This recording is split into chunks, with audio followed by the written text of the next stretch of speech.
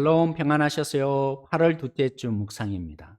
억눌린 모든 것으로부터의 자유가 주어지는 희년, 레위기의 마지막 당부에 해당하는 축복과 저주가 이번 주 묵상 부분이었습니다.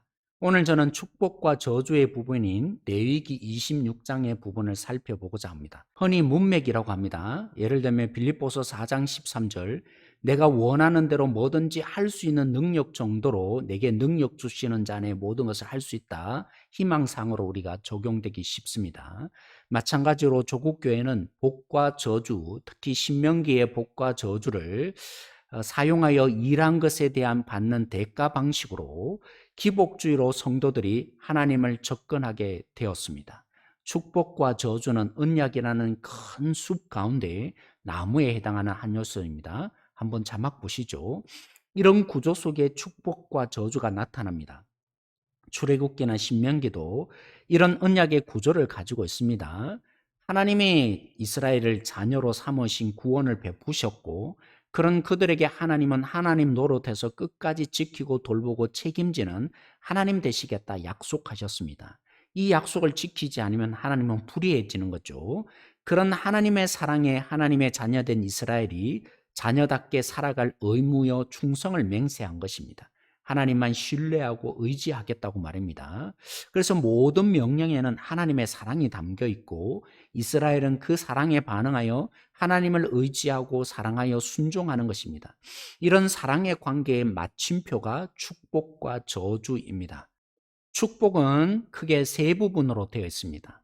4절, 5절의 비와 풍성한 수와 6절에서 10절 평화, 11절에서 13절의 하나님의 임재의 축복입니다. 이런 축복은 일용할 양식의 축복입니다. 예를 들면 5절에 보시면 풍성한 수확이 다음 포도 수확까지 미치는 수확입니다. 많은 양을 저축하여 다음의 수확에도 여전히 남는 풍성함이 아닌 거죠. 새 곡식이 생겼을 때 여전히 묵은 곡식이 있지만 초점은 굶주리지 않고 모자라지 않는 데 초점이 있습니다. 쌓고 샀는 데 있지 않습니다. 그래서 우리 주기도문에도 일용할 양식을 달라고 예수님이 기도를 가르쳐 주셨죠. 하나님으로 인해서 사는 것을 잊지 않고 하나님과 교제하며 하나님을 의지하고 사는 것이 진정한 복인 것입니다. 저주도 크게 5부분으로 되어 있는데요. 불순종에 대해서 하나님은 14절에서 17절까지 첫 번째 병과 헛수고와 적에 쫓기는 징계를, 두 번째로 18절에서 20절에 가뭄과 흉년의 징계를, 21절에서 23절에 들짐승의 공격이라는 징계, 네 번째로 23절에서 26절에 전쟁과 연병과 기근의 징계를, 마지막으로 27절 39절에 전쟁, 식인, 땅의 황폐함과 추방이라는 징계를 받게 됩니다. 제가 저주라고 하지 않고 징계로 바꾸어 표현한 이유가 있습니다.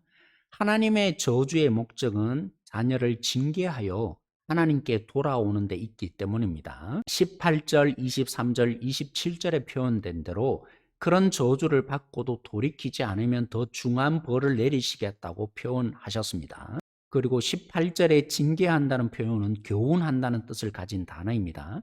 23절에 돌아오지 않으면으로 번역된 단어는 훈육되지 않으면이라는 뜻을 가진 단어입니다. 그러니까 이 모든 저주는 이스라엘을 돌이켜 하려는 징계였던 것입니다.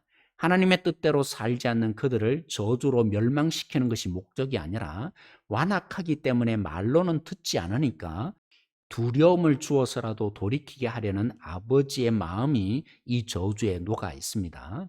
임마누엘과 반대되는 30절에서 32절의 땅의 황폐에 대한 저주를 보시면 그들의 우상 숭배의 장소와 하나님의 임재의 장소인 성소를 황폐케 하신다고 합니다. 이 저주는 저주로 끝나지 않고 손으로 지은 성전이 허물어지고 손으로 짓지 않는 성전이신 예수님을 통해서 이제 우리는 직접 하나님께 나아가는 복으로 변경되었습니다. 세상 끝날까지 함께하는 복으로 저주를 축복으로 예수님은 바꾸어 내셨죠. 마지막으로 이런 복과 저주로 끝나지 않고 회복에 대한 약속이 40절에서 46절에 나옵니다. 하나님의 백성답게 살라고 충고함에도 불구하고 그들은 하나님을 배신하고 대항하며 하나님 말씀에 순종하지 않는 백성이 될 것을 하나님은 다 아셨습니다. 그래서 40절에서 46절에 저주받은 이방 땅에 살게 될 때에 하나님은 그들을 버리지 않고 회복시켜 주겠다라는 회복의 약속을 합니다. 44절 말씀 함께 한번 읽어 보십시다. 그런즉 그들이 그들의 원수의 땅에 있을 때 내가 그들을 내버리지 않으며 미워하지 아니하며 아주 멸하지 아니하고 그들과 맺은 내 언약을 폐하지 아니하리니 나는 여호와 그들의 하나님이 됨이라. 아멘. 하나님은 하나님의 자녀답게 만드는 우리의 열심을 끝까지 붙들고 계십니다. 이 하나님의 은혜를 기쁨으로 누려가는 우리 모든 성도 되기를 소망합니다. 평안하세요.